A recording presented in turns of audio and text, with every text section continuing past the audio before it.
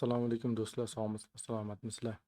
Xudo xohlasa shu videomizda birgalikda qanaqa qilib kutubxonamizga GitHub repozitoriy yaratish va uni GitHub repozitoriga yuklash, undan keyin packages.com ga publish qilishni birgalikda ko'rib chiqamiz. Xudo xohlasa uning uchun men GitHub repozitoriy, GitHub profilimni ochib olganman birinchi o'rinda. Sizlar ham agar login qilmagan bo'lsangiz login qilishlaringiz kerak. Undan keyin new tugmasini bosib yangi repozitoriy yaratishga kirishyapman va bizdan birinchi bo'lib repozitoriyning nomini kiritishimiz kerakligi talab qilinyapti. Birinchi bo'lib number 2 word degan nomni kirityapman. U menda bo'lmaganligi uchun yaratish mumkinligi aytilyapti. Undan keyingi qadamda description kiritishim kerak. Description'da men o'zimizni kutubxonamizni composer JSON description'ini olib tashlayman. Ko'p tashlayman. Va u bizning kutubxonamiz ochiq turda bo'ladi va bizga readme yoki ignore litsenziyalar keyinchalik yaratsak bo'ladi. Shuning uchun men create repository tugmasini bosyapman. GitHub bizga boshlang'ich number 2 word loyihamizni boshlang'ich pejini ochib beryapti. Bu yerda bizga ikki xil yordam berilyapti. Ya'ni biz hali umuman git repozitoriyimiz lokalda bo'lmagan holat uchun va bizda git repozitoriy bo'lgan holat uchun bizda hozir git repozitoriy yo'qligi uchun biz birinchi bo'lib readme yaratishimiz kerak ekan. Lekin bizda readme fayl bor. Biz git init komandasini berib git repozitoriyini lokal kompyuterimizda yaratib olishimiz mumkin. Keyin git add komandasi yordamida u fayllarni qo'shib commit qilishimiz kerak va uni git remote add origin qilib shu turgan remote repozitoriyni lokal repozitoriyga bog'lab olsak bo'ladi va barcha o'zgarishlarni chekka push qilishimiz kerak. Kelinglar bo'lsam birinchidan bajaradigan bo'lsak, birinchi bo'lib git init komandasini yurgizaman. Terminalni ochaman va terminal ichida git init komandasini beryapti. Bizga aytilyapti yangi bo'sh bo'lgan git repozitoriy yaratildi shu papkada. Undan keyingi qadamimiz hop barcha fayllarni biz commit qilib olishimiz kerak. Shuning uchun kelinglar git add komandasiga shu papkadagi hamma narsani berishim kerak, lekin bu yerda e'tibor beradigan bo'lsak, vendor yana bu yerda composer log fayli bor edi, o'chirib tashladim. Vendor papkasi bizda gitga qo'shilmasligi kerak. Shuning uchun birinchi o'rinda men bu yerda nuqta git ignore faylini yaratib olishim kerak. Va git ignore fayliga birinchi o'rinda men qo'shaman vendor papkasini va undan keyin nuqta id papkasi.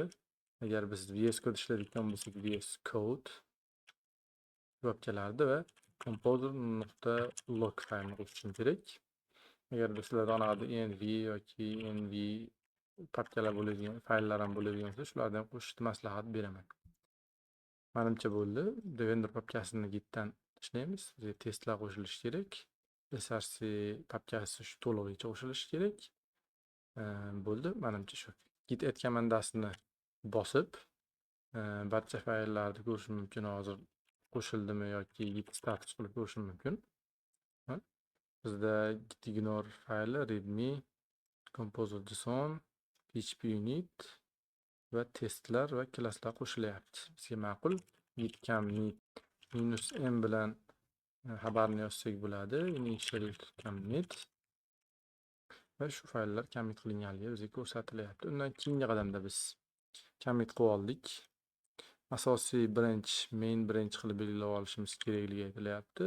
Bizda o'zi asosiy asosiy branch main. Undan keyin biz git remote add origin qilib shu remote repozitoriyni lokalga ulab olyapmiz. Undan keyin git push origin main qilib, ya'ni shu branchga, aynan shu branchga biz push qilyapmiz.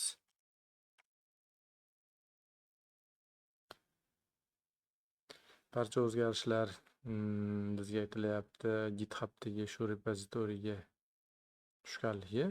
Biz uni tekshirib ko'rish uchun update tugmasini bosyapman.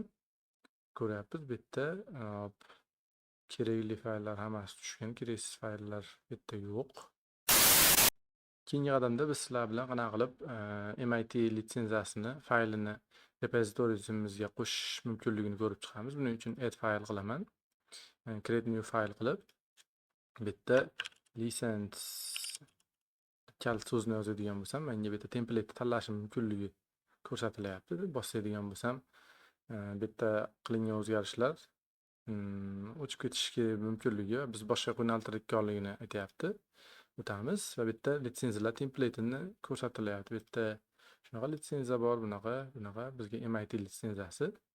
Bu yerda qanaqa imkoniyatlar berilishi, qanaqa limitlar berilishi va shartlari bu yerda keltirib o'tilyapti. Mana shu yerda ko'rishimiz mumkin. Bu yerda hamma uchun modificationga ochiq, distribution va yashirincha ishlatish mumkinligi shu kutubxonani aytilyapti. Agarda sizlarga bu kerak bo'lmasa, boshqa litsenziya turlarini ko'rib chiqishlaring kerak. Litsenziyani kontenti shunaqa ko'rinishda bo'ladi. Yili va avtorda full name bo'ladi. Bu yerda ikkita input bor, o'shani to'ldirib review and submit qilsak bo'ladi. Bosadigan bo'lsam, license fayl nomi fayli ostida bizga shunaqa kontent esa beriladi. Preview bilan ko'rsak bo'ladi. Commit and change qilamiz. Commit the message va description kiritsak bo'ladi.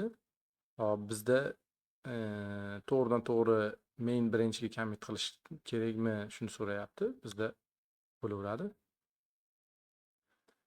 Biz loyihamizga o'tadigan bo'lsak, bitta license fayli qo'shildi. Uni kontenti unaqa ko'rinishda bo'ladi. Endi biz o'zimizni lokal developmentga o'tib qaraydigan bo'lsak, lekin bu yerda hech qanaqangi license fayli yo'q. Uni tortib olish uchun biz git pull komandasini beramiz. Ko'ryapsizlar, litsenziya tushdi. Litsenziyaning kontenti shunaqa. Endi keyingi qadamda biz sizlar bilan packages.org ga o'tamiz. Ko'ryapsizlar, packages.org ga. Yerdan ro'yxatdan o'tgan bo'lishlaring kerak. Agar ro'yxatdan o'tmagan bo'lsalaring, mana shu username o'rnida sign in yozuv turadi. Shunday ustiga sizlar hover bo'ladi. Bitta GitHub orqali avtorizatsiyadan o'tish yoki email, elektron pochta yoki parol orqali bo'ladi. Hop, ro'yxatdan o'tib olgan bo'lsalaring, biz keyingi qadamda submit bo'limiga o'tamiz. Submit bo'limida bizdan GitHub URL so'raladi. Bunga biz o'zimizni GitHub repozitoriyimizni URLini beramiz. Ya'ni mana uni kopyalayapman. Uni chekka paste qilaman va buni tekshirishga beraman. Hop, tekshirishga beradigan bo'lsak, bizda xuddi shunaqa bizni composer JSONimizni tekshirib chiqilib, ya'ni shu composer JSONimizni tekshirib chiqiladi va shunaqangi namespace'da shunaqangi vendor name bilan shunaqangi nomli kutubxona bor yoki yo'qligini tekshirib oldi. Xuddi shunaqangi number 2 word kutubxonalari bor, lekin ularda vendor name'lari boshqacha. Shuning uchun biz bemalol bu kutubxonani hozir publish qilsak bo'ladi.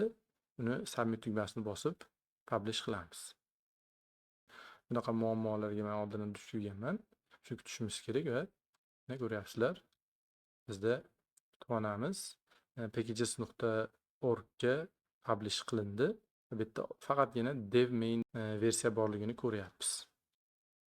Bugungi videomizga shular. Xudo xolasa keyingi videolarimizda kutubxonani qanaqa qilib boshqa yangi versiyalar chiqarish va ularni qanaqa qilib ishlatish haqida gaplashamiz. Sog' bo'linglar, salomat bo'linglar. Keyingi videolarda ko'rishguncha.